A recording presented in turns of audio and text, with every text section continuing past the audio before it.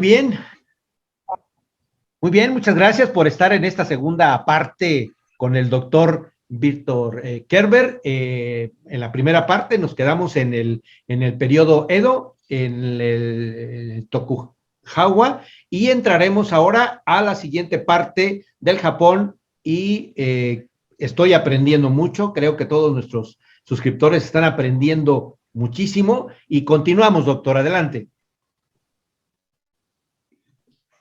Bueno, en la sesión anterior les platicaba yo de que en el periodo Tokugawa, que abarca básicamente 200 años, 250 años, es un periodo formativo de Japón muy importante. El shogun Tokugawa, por principio de cuentas, se deshace de todo lo occidental que pudiera haber ahí, a consecuencia de que consideraba que los frailes, sobre todo los franciscanos, estaban subvirtiendo a la sociedad que él encabezaba. Determina en un momento dado que Japón tiene que cerrarse al mundo, que no se va a permitir ya más la entrada de ningún occidental a territorio japonés, y no solamente occidentales, también se cierra a contactos con China y con Corea, muy limitados, sí los hay, pero muy limitados. Solo hay una nación, curiosamente, con la cual el shogun tiene ciertas consideraciones, y es Holanda.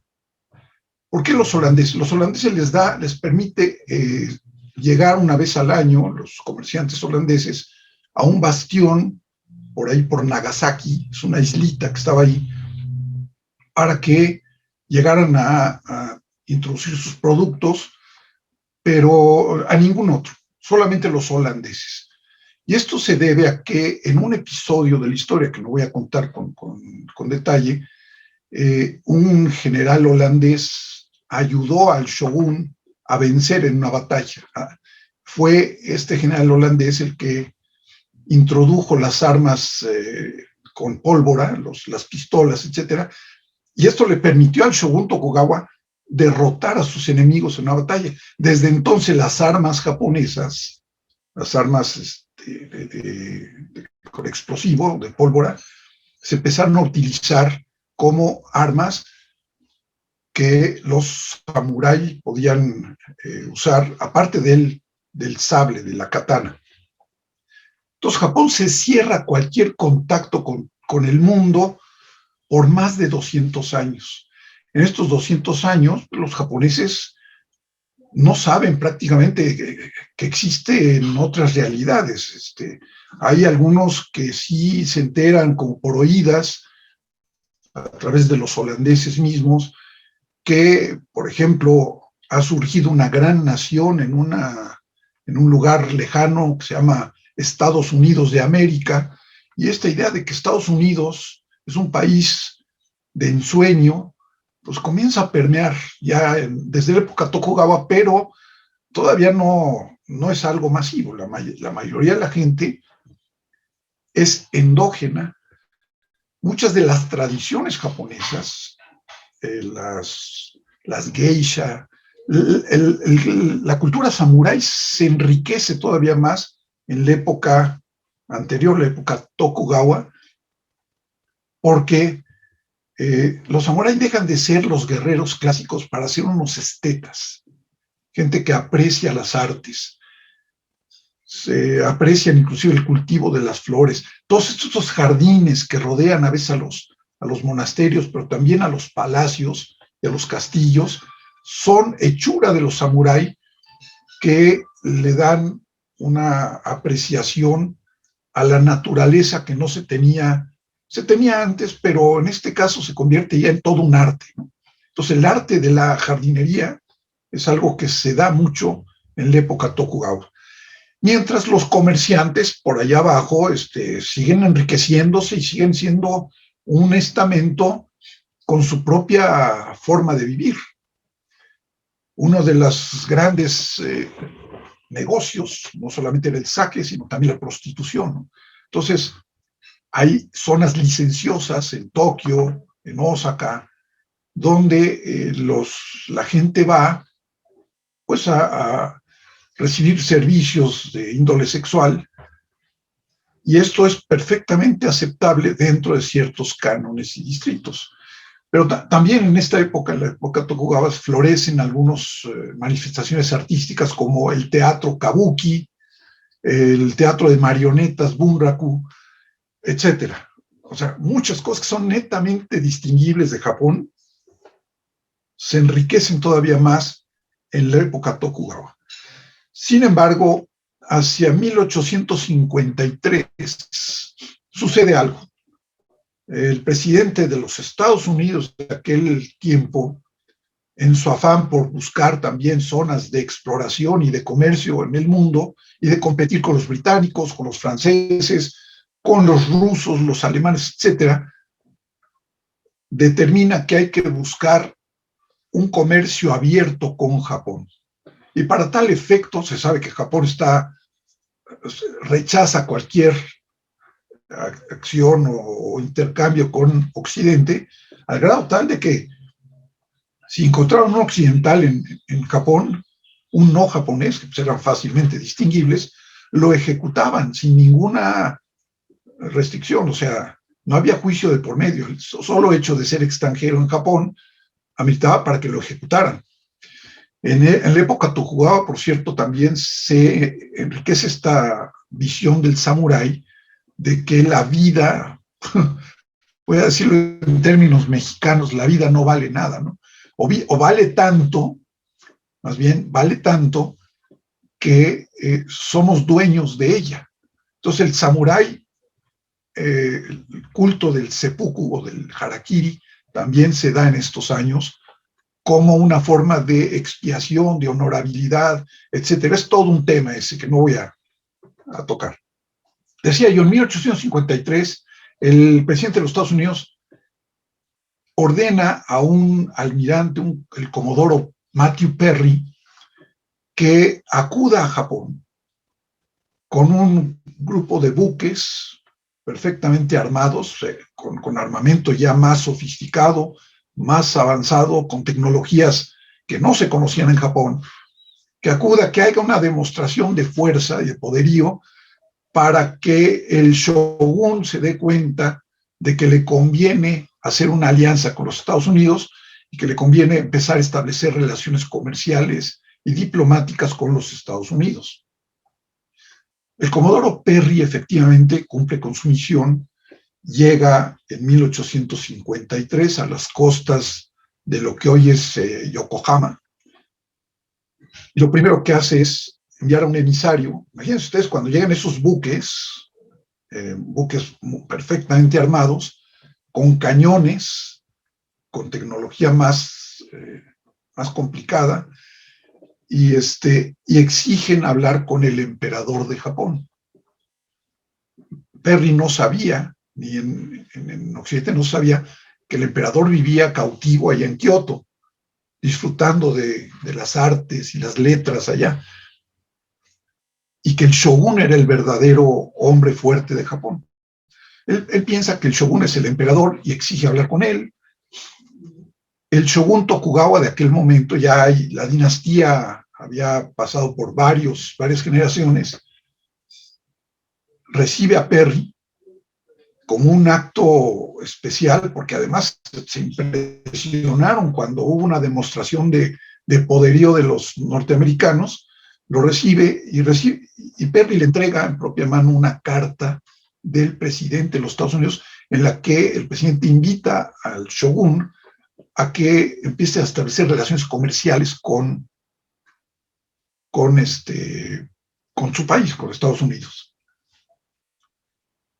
El shogun le dice, de acuerdo, déjame pensarlo, regresa después. Perry regresa un año después para saber si hay una respuesta favorable, y en ese año de 1853 a 1854 ya empezaron a pasar muchas cosas al interior de Japón. Por lo menos hay dos bandos que se están disputando el futuro del país. Por un lado está el bando de los que dicen vamos a abrirnos a Occidente. Tienen un poderío que no tenemos nosotros y que más vale considerar, porque si no nos abrimos por las buenas, nos van a forzar a establecer bastiones coloniales, como lo han hecho en la India, como lo han hecho en el sudeste asiático, lo van a hacer con Japón, y eso lesiona nuestra soberanía. Entonces hay quienes están a favor de la apertura, y están quienes dicen, pues no. O sea, la visión samurái es morirse hasta, o sea, llevar la vida hasta el último extremo, pero no ceder, no hincarse ante nadie, no permitir que un país bárbaro, como podía ser los Estados Unidos, recordemos que esta idea de barbarie viene del pasado, donde Occidente es visto como lo menos civilizado, lo menos chino que había, ¿no? Porque para los japoneses todavía China es una nación, la cultura madre, la civilización de civilizaciones, todo lo demás es barbarie. De manera que una nación que viene de la barbarie nos está forzando a la apertura, está lesionando nuestro honor, nuestro orgullo. No lo queremos, no lo permitimos, y vamos a combatir hasta el último hombre. Entonces, la verdad es que se da esta confrontación de dos fuerzas, y en esta confrontación hay una guerra civil inclusive. Vencen los aperturistas, los que están a favor de la apertura, derrotan a los que quieren permanecer, los conservadores, vamos a decir, los que quieren la cerrazón todavía. Y lo primero que hace este grupo de samuráis es traerse al emperador, el emperador tenía en ese tiempo 13 años, un jovencito, un niño, ¿no? Se lo traen de Kioto, lo escoltan para que vaya a ocupar su posición en la capital de Japón, que es Edo. Edo cambia su nombre, se va a llamar la capital del este. La otra es la capital del oeste, Kioto. Esa va a ser la capital del este, Tokio. Entonces, en la capital del este, Tokio, se establece el emperador en el palacio que ocupaba el shogun, el palacio imperial, que todavía existe, es donde viven los actuales emperadores. Bueno, ahí se establece, y desde ahí este grupo de samurái, que son gente con una visión muy especial, empiezan a asesorarlo, a este chiquillo de 13 años, a decirle qué es lo que conviene para el país a partir de ese momento. Imagínense ustedes un muchacho que estaba encerrado, que nació y vivió encerrado en un palacio en Kioto, de pronto está al frente de los quehaceres de un estado que está siendo amenazado por otro estado, que es los Estados Unidos, y que tiene que tomar decisiones. Bueno, pues entre las decisiones se acepta la relación con Estados Unidos. Hay pormenores que no voy a dar, pero se acepta las condiciones del Comodoro Perry. Hay un tratado con los Estados Unidos para establecer líneas de comercialización con ellos, y el propio emperador, el emperador Meiji, así se le conoce, comienza también un desarrollo interno, una serie de transformaciones al interior que son de una dimensión increíble. ¿Por qué digo esto? Porque también una nación aislada, que no tenía contacto con el exterior, de pronto se ve forzada por orden y mandato del emperador, es decir, la cabeza de la pirámide, se ve forzada a transformarse cabalmente. Entonces, esto es lo que se conoce como la restauración Meiji. Restauración porque se restaura al emperador en el trono y en el poderío de la nación, como jefe de Estado. Esta nación, la restauración Meiji, con el emperador Meiji y su séquito alrededor, su corte, tienen como principios, asumen como preceptos, dos muy importantes. Uno es país rico, país fuerte. ¿Qué significa? Ellos advierten, se dan cuenta de que lo que ha hecho fuertes a las naciones occidentales es que primero se enriquecieron, contaban con riqueza. Entonces, asumen que Japón tiene que enriquecerse para poder ser un país fuerte. No se puede ser militarmente fuerte si no se tiene una base material en la que pueda sustentarse esa fortaleza. ¿Y quiénes son los que tienen la riqueza en Japón? Los comerciantes, los que tienen la lana, el dinero para poder sacar adelante a la nación, son los comerciantes. ¿Y dónde estaban posicionados los comerciantes en la pirámide social? En la época Tokugawa, en la base, en el suelo, eran lo más despreciable de la sociedad japonesa, porque pues, les interesaba el dinero, les interesaba lo material, el goce carnal, vamos. Bueno, pues estos son los que tienen la riqueza, y lo interesante de esto es que se subvierte la pirámide por orden del emperador. Para poder hacer de Japón un país rico, se necesitaba la riqueza que tenían los comerciantes. Entonces, de allí provienen familias que antes eran comerciantes de licores y hacían, por ejemplo, vestimentas. La familia Mitsui, que eran acaudalados en Osaka, fabricaban kimonos y tenían una serie se habían diversificado mucho en la producción. Bueno, la familia Mitsui se convierte en una de las familias más privilegiadas ya en la época Meiji, porque son los que van a financiar el desarrollo de Japón para hacerlo un país rico. Hay algunos samurái, por ejemplo, que se suman a esta causa y se convierten en comerciantes, se convierten en hombres de negocios. El caso de los Mitsubishi, que es otro, no, eso es un término muy conocido por nosotros, es una marca muy conocida. Bueno, los Mitsubishi, a diferencia de los Mitsui, eran provenientes de la clase samurái. Y estos, los Mitsubishi, asumen que, bueno, pues ahora van a ser comerciantes. Se convierten también en una firma importante que va a financiar el desarrollo de Japón. Entonces, quiero que quede muy claro esto. La idea de enriquecer al país es fundamental. Y para poderlo enriquecer había que subvertir la pirámide. Ahora los comerciantes asumen una posición más privilegiada y lo más increíble, los samuráis se van al suelo. Bueno, más bien desaparecen de la pirámide social de la época Meiji.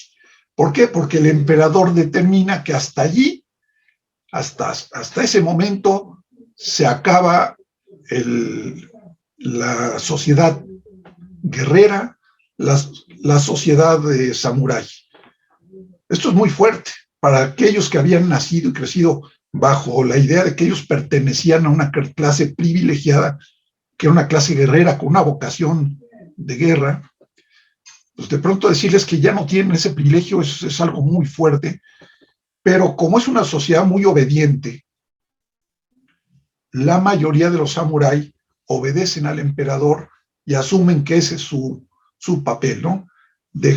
Entregan las armas y se dedican a otras actividades, el comercio y otras. Muchos de ellos se convierten en hombres de Estado, se convierten en diputados, bueno, también se asumen, se adoptan instituciones políticas de Occidente y se adaptan al caso japonés. Entonces aquí vemos que todo se cambia en la época Meiji, al grado tal de que, bueno, algunos samuráis no estaban muy conformes con esta pérdida de privilegios, y no tanto privilegios materiales, sino su temor era que el espíritu japonés, lo que ellos consideraban como lo intrínsecamente japonés, se pudiera perder con esta apertura a Occidente. Que el Bushido, el código del guerrero japonés, de pronto pasara a ser un documento de archivo. Entonces, el segundo precepto que asumen los Meiji es, ok, nos interesa adoptar la tecnología occidental, aprender de los occidentales, su desarrollo tecnológico, pero sin perder el espíritu japonés.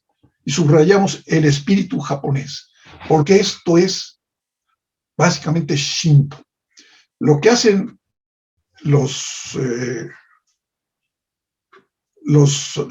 hombres de Estado que están cerca de Meiji es emitir el mensaje de que el Bushido ya no será como antes, pero seguirá presente. ¿Cómo? Este espíritu guerrero ahora se va a conducir por el lado de los negocios. Vamos a hacer una nación que pueda estar a la altura de las grandes naciones del mundo, sobre todo las occidentales, y el Bushido nos va a ayudar a esto. Este espíritu japonés va a prevalecer. Doctor, ¿cómo era el personaje de Meiji? ¿Cómo era esa figura, ese hombre, en relación a la persona? ¿Qué había alrededor no solamente como hombre de Estado, sino como persona de Meiji? Bueno, empezó siendo un jovencito que asumía las tareas de Estado, pero perfectamente asesorado por gente mucha más versada y con una visión de las cosas más grande. El emperador debió ser una figura con mucha disposición al cambio, con un visionario, se puede decir, porque entre los 13 y los 19 años hay un cambio espectacular en la forma de ser del propio emperador. Un día, en un evento social, determina que él va a salir vestido de occidental, que es la imagen que tenemos arriba, es de un cuadro muy famoso. Aparece con vestimenta, con un uniforme de militar, como jefe del Estado, pero también como jefe del estamento militar. Entonces, pues debió ser un personaje con una disposición especial para los cambios. De estos hombres que se dan poco en la historia de la humanidad, yo diría, toda proporción guardada, pero un Gandhi en su momento, o quizá en nuestro contexto, Juárez podría ser una figura que se equiparara. Son de estos hombres que aparecen para conducir la función del Estado en momentos críticos importantes. Así que el joven de 19 años, 20 años, ya para su momento, es un hombre que ha transformado a Japón y lo está convirtiendo en una nación moderna al estilo occidental. O sea, lo que importa es... Y con una visión del pensamiento clásico japonés, el concepto de la paz, el concepto de la arte, el concepto de la religión Bushido, de todo, bueno, pues del pensamiento Bushido, todo esto estaba alrededor de él, que a eso se dedicó a estudiar este personaje. Sí, la idea del Bushido sigue siendo fundamental, pero ya no es el samurái guerrero de antes. La idea de Meiji es establecer un ejército a imagen y semejanza de los ejércitos occidentales. Esta es la diferencia. Entonces, ¿qué hace Meiji? ¿Cuál es la disposición de él? Que los campesinos, los artesanos e incluso los comerciantes pueden formar parte del ejército japonés. Ya no nada más son los samuráis. Hay una película, El último samurái, con Tom Cruise. Sí la recomiendo porque capta muy bien algunos elementos de este periodo. Cuando hay un grupo de hombres de Estado que están tratando de formar un ejército al estilo occidental y un grupo de hombres de Estado personajes, que es el último samurái, que lo que quieren es preservar a como dé lugar el espíritu samurái, el Bushido. Vean la película, está muy bien hecha porque el dilema al que se enfrenta el personaje occidental, que es Tom Cruise, es entre contribuir a que Japón tenga este ejército occidental que tanto anhelaban, o como asesor, ¿no? O contribuir a que Japón preserve lo que es intrínsecamente japonés. Y el personaje de Tom Cruise toma una decisión, no voy a adelantar, pues quieren verla, pero esa decisión que él toma es una decisión perfectamente asimilable en estos tiempos. Hay otro personaje, hay un Enomoto Takeaki Enomoto, es otro samurái que se rehúsa en ese tiempo a rendir sus armas frente a los hombres de Meiji. Y es porque Enomoto lo que quería era que no se perdiera el espíritu del Bushido. Pero bien chistoso, porque este señor Enomoto quiere que se preserve el Bushido, pero lo amalgama, lo cruza. Él fue a Francia, estuvo en Francia aprendiendo las técnicas bélicas de los franceses, que era una potencia en aquellos tiempos, y amalgama una corriente de pensamiento francés, que es una corriente de socialista, de Fourier, Charles Fourier, la amalgama con el Bushido. Y él quiere formar entonces una sociedad ideal donde el Bushido se mezcla con el pensamiento de Charles Fourier. Uno dice, ¿qué es eso, no? Pues interesante, porque este señor Enomoto empieza a buscar en el mundo, dado que en Japón están cambiando las cosas de tal manera que no se siente totalmente satisfecho, busca en el mundo lugares donde puedan asentarse japoneses y fundar esta utopía que él crea, que es una sociedad ideal donde el Bushido se amalgama con el pensamiento de Charles Fourier. ¿Y dónde creen que encontró el lugar para hacerlo? México. En México, en Chiapas, México, Enomoto envía a su grupo algunos son samurái, inclusive samurái de los tiempos antiguos, los manda a establecerse en Chiapas, en el Soconusco, y fundar allí su ideal de utopía donde el espíritu japonés Bushido se amalgama con principios occidentales y configura una nueva sociedad.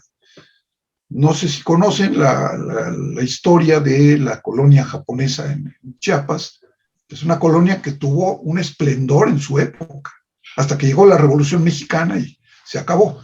Pero aún ahora uno va a esta zona y hay descendientes de esos japoneses que ya se dedican a otras cosas, pero tuvo su época de esplendor. Bueno, ya me desvío un poco. Pero está muy rico, ¿eh? Está muy rico. Adelante con ese espíritu japonés de Meiji. Decía, entonces, estos dos preceptos que establece Meiji, de ser un país rico para ser país fuerte, y el de adoptar la tecnología occidental, pero sin perder el espíritu japonés, son las máximas que alimentan al periodo Meiji. Meiji empieza a establecer relaciones con todo el mundo, todavía con cierto candor, porque el propio Meiji y su gente de Estado pues no tenían esta malicia que ya traen los occidentales con otra visión de las cosas. Entonces establece una serie de tratados que cuando se dan cuenta son tratados que no les convienen, pues son lesivos a la soberanía japonesa. Y luego tratan como de arreglar, enmendar las cosas. O sea, hay equivocaciones, sí, pero también hay grandes conquistas y una de ellas es la transformación de la sociedad en una sociedad básicamente moderna al estilo occidental. Las ciudades tienen luz, tienen servicios. El ejército japonés se prueba, la primera vez que prueban a ver qué tan fuertes son, lo hacen contra China, le declaran la guerra a China, que fue una osadía porque China era una nación respetabilísima. Entonces, declararle la guerra a la cultura madre de Asia fue una osadía que, aunque no lo crean, hasta la fecha los chinos no perdonan. Hasta la fecha. Luego viene la Segunda Guerra Mundial, que también tiene su secuela, pero esta osadía se hace en esos tiempos. Y después derrotan a China, le arrebatan algunos territorios, entre ellos Taiwán. Taiwán se convierte en una colonia japonesa, donde Enomoto y otros tratan de establecer una nueva sociedad, y también le arrebatan el dominio sobre la península coreana. Entonces, bueno, esto es una consecuencia. La otra gran guerra que hace Meiji, se hace durante el periodo Meiji, es contra los rusos, y derrotan a los rusos en el año 1905. Todo transformó muchas cosas, o sea, cimbró a las sociedades de aquel tiempo. Primero los japoneses sintieron que se sentían orgullosos, finalmente habían logrado colocarse al nivel de las grandes potencias mundiales y habían demostrado que una nación no occidental podía derrotar a una nación occidental, o puesto en términos de raza, si se quiere, una nación no blanca derrotaba a una nación blanca. Y esto cayó muy mal en Occidente. O sea, no se creía posible, bajo los cánones de aquellos tiempos, que una nación como Rusia hubiera sido derrotada por un país como lo era Japón. Entonces, sembró las señales de alerta en Estados Unidos y en Europa, pero sobre todo en Estados Unidos. En Estados Unidos empiezan a haber movimientos en contra de los inmigrantes japoneses. Se ponen en contra de los inmigrantes japoneses porque se dan cuenta de que los inmigrantes japoneses llegan al territorio de Estados Unidos y van con este espíritu de trabajar para convertirse en gente acaudalada, exitosa, etcétera, y lo logran. Y también habían tomado nota en Washington de que había enclaves japoneses en algunas partes del mundo, en México concretamente, y que ahí estaban los japoneses, y además habían tenido mucho éxito también en México como un enclave que estaba ahí. Entonces, todo esto se asume en Washington como una amenaza. Japón es una amenaza para los intereses de Estados Unidos desde principios del siglo XX. Y esto va a ir creciendo, hasta 1924, cuando Estados Unidos determina, el Congreso de los Estados Unidos, y con la anuencia del presidente, se determina que Japón queda vetado, o la migración japonesa queda vedada de ingresar más a territorio norteamericano. Entonces, aquí es el principio de lo que va a venir después, que es el ataque a Pearl Harbor, es la guerra del Pacífico. Pero bueno, ya nos adelantamos mucho. Sí, pero no, eso, vamos al Shinto, le iba a pedir, sí, correcto. Bueno, vamos al Shinto. Toda esta historia que les he contado es importante porque para poder entender el valor del Shinto, es necesario entender el background que hay ahí. El Shinto, en sus orígenes, es una visión animista de las cosas, pero para la época Meiji ya tiene una transformación. El sintoísmo como corriente, si ustedes ven los caracteres que hay aquí, el carácter que está a la derecha es el carácter de Do, y como les dije hace un momento, es el camino de los espíritus. Entonces, ya existe toda una formación religiosa, se puede decir, en torno al Shinto. Lo que hacen los jefes de Estado en Meiji es tomar esta religión y convertir en una religión de Estado. Y colocan al emperador Meiji como el espíritu mayor, es la encarnación espiritual de Japón.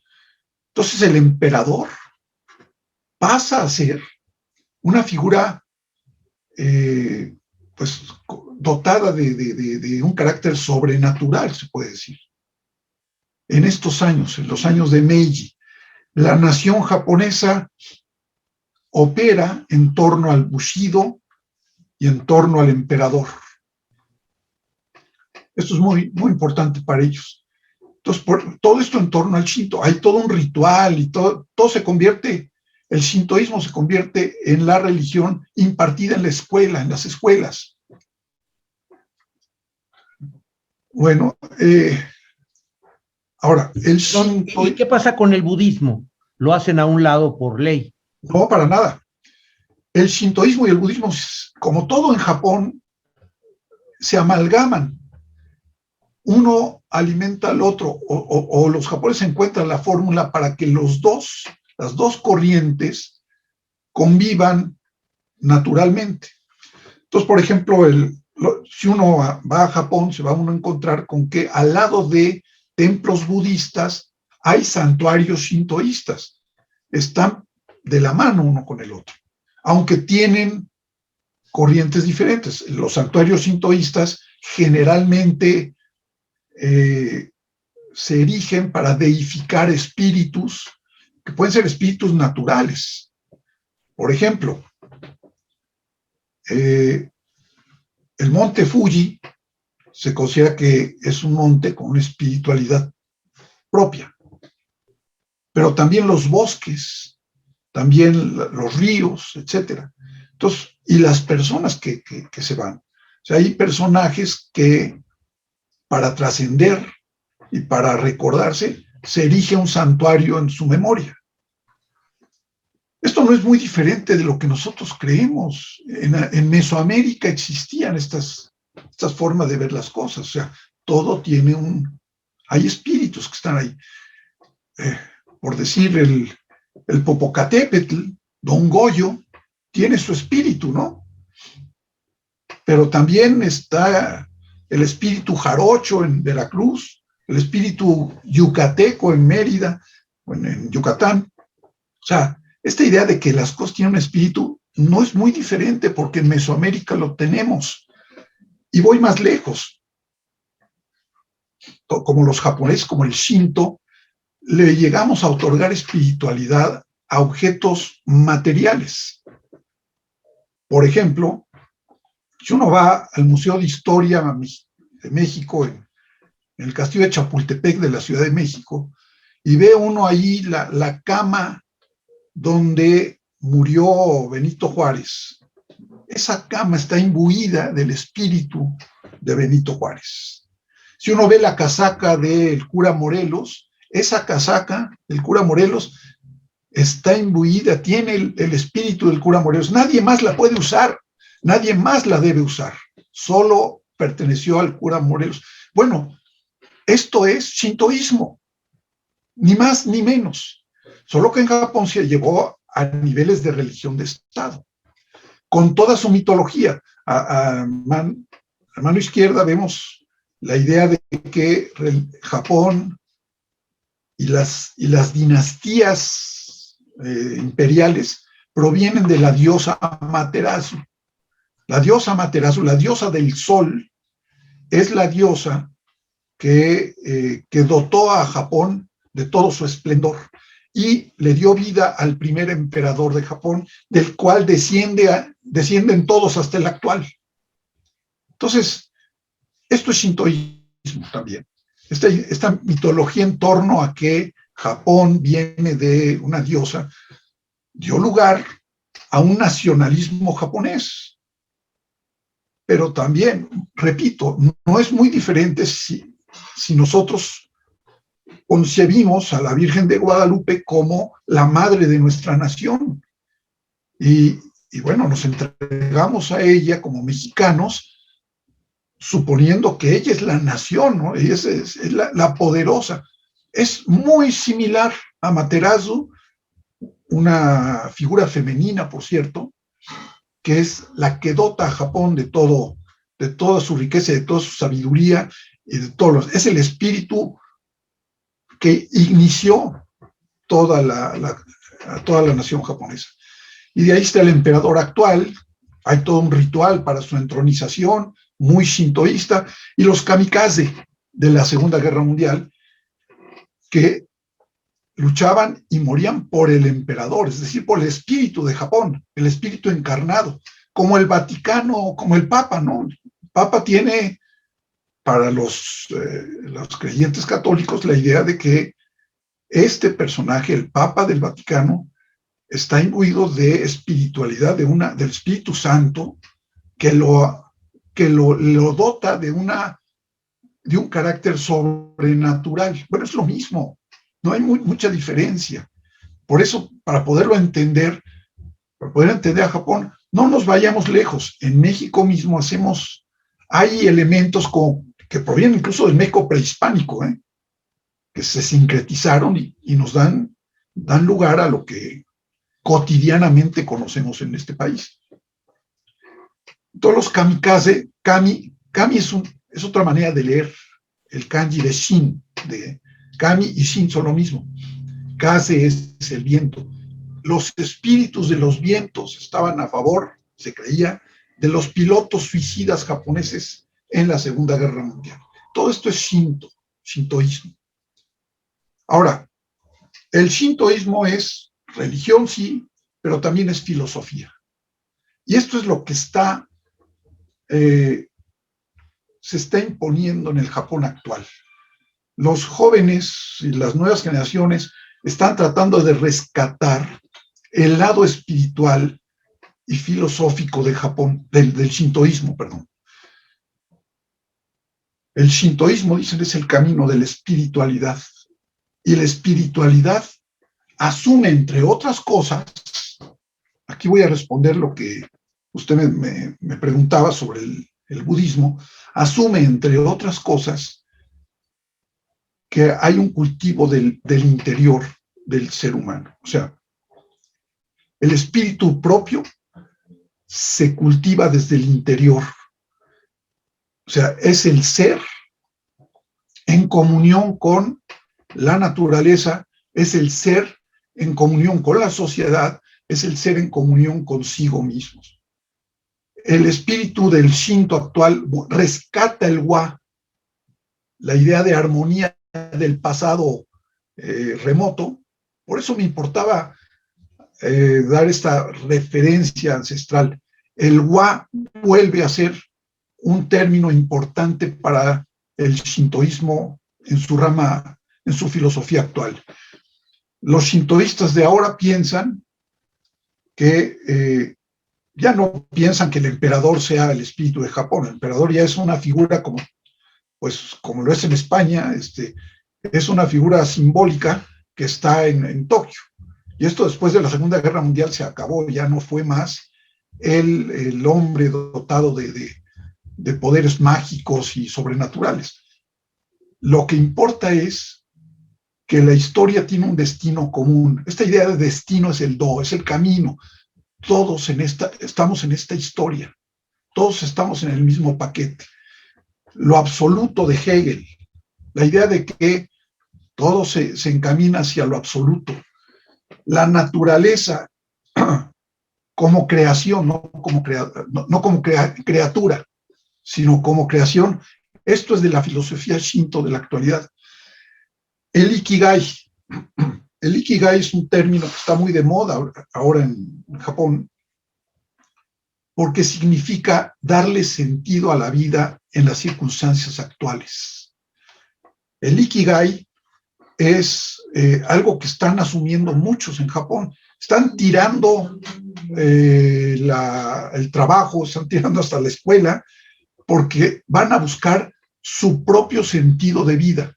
Están buscando su propio camino en la vida, eso es el Ikigai. Es toda una corriente que está muy de moda y que lamentablemente, todo esto incluso está trascendiendo, se está adoptando en Occidente como creencias, pero en algunas ocasiones ya más con una visión más comercial, más, pues no necesariamente lo que es en realidad. Para decirlo en términos muy llanos y muy concretos, el Ikigai es muy parecido a lo que Viktor Frankl, el psicólogo y filósofo que sobrevivió a la Segunda Guerra Mundial, era judío, creó en su visión personal, ¿no? Entonces, Viktor Frankl habla del sentido de la vida en términos muy parecidos a lo que es el Ikigai japonés, que también es un Es algo que rescataron los filósofos Shinto del pasado y que lo están poniendo al día. Y desde luego el budo. El budo viene del bushido.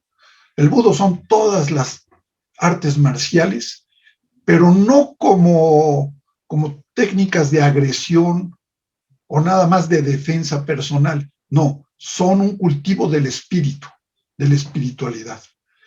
Si uno ve, por ejemplo, la película esta de Karate Kid, la primera, donde el maestro le enseña a su alumno técnicas de defensa, pero no le enseña a defenderse de las agresiones, lo enseña a cultivar su espíritu como preámbulo y precondición para poder confrontar o defenderse de los que quieren agredirlo, ¿no? Entonces, si han visto esta película, pues está muy claro ahí esta noción muy shinto y muy budista. Ahí están las dos, se amalgaman perfectamente bien estas dos creencias. Estamos en la era Reiwa. Acaba de empezar en el año 2019, la de la hermosa armonía. ¿Por qué tomaron este nombre los jefes de Estado actualmente? Porque la idea de armonía, que en esta figura que aparece, es el kanji que está a la derecha, es el ideograma de la derecha, es el wa. La hermosa armonía es Reiwa. La era en la que está Japón actualmente es la era Reiwa, a cuya cabeza se encuentra el emperador Reiwa, que repito, ya no es más una figura endiosada, no es un dios viviente, es para los japoneses una figura simbólica que se preservó incluso después de la Segunda Guerra Mundial y que bueno, le da nombre a una nueva era.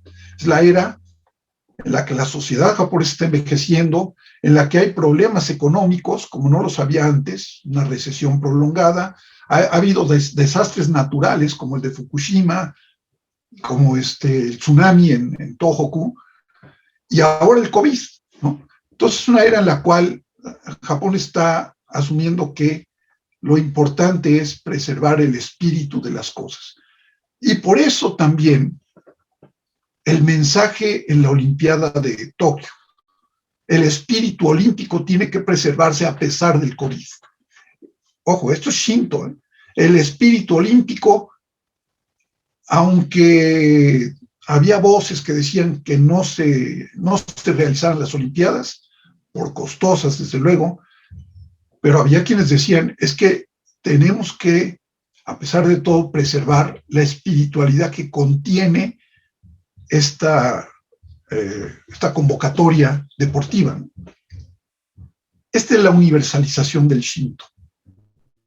La noción de que hay una espiritualidad que hay que seguir desde el interior de uno mismo para poder armonizar, otra vez la idea de Wa, con el entorno. Es la idea de que hay que reciclar, hay que ser sustentables, hay que defender los derechos naturales, que incluye a los animales. Entonces es una apreciación nueva, novedosa para estos tiempos, pero que viene de atrás, desde el Japón más ancestral, como hemos visto en esta plática. Muchas gracias, yo voy a dejarlo aquí. Doctor, darle las gracias es poco porque nos ha dado un pasaje por todo Japón en ese concepto del sintoísmo, desde su origen, que era propiamente la base propiamente natural, hasta el concepto de su aplicación en el mundo moderno de Japón. Este contexto del personaje Usui, que para nosotros es muy, muy significativo, creo que lo vamos a entender mejor. Vamos a desmitificar ese concepto como se han desmitificado el emperador, hasta llegarlo a ser un personaje real, histórico, importante en el momento. Doctor, muchísimas gracias. En realidad, a nombre de toda la comunidad que coordino esto, lo vamos a expandir por todo Iberoamérica para que tengan el conocimiento de esto que se desconocía. Le agradezco mucho, doctor, su participación. Al contrario, muchas gracias por la invitación. Y les agradezco mucho a todos los que nos han visto, que nos han visto en estas dos partes del programa, que es un programa especial, que así lo vamos a poner, en este 99 aniversario de los sistemas USUI o del sistema USUI, y les pido por favor que no se les olvide suscribirse a nuestro canal y ponerle un link, por favor, si les gustó el programa. Muchas gracias y hasta luego, doctor, que esté usted muy bien. Muchas gracias. Hasta luego a todos.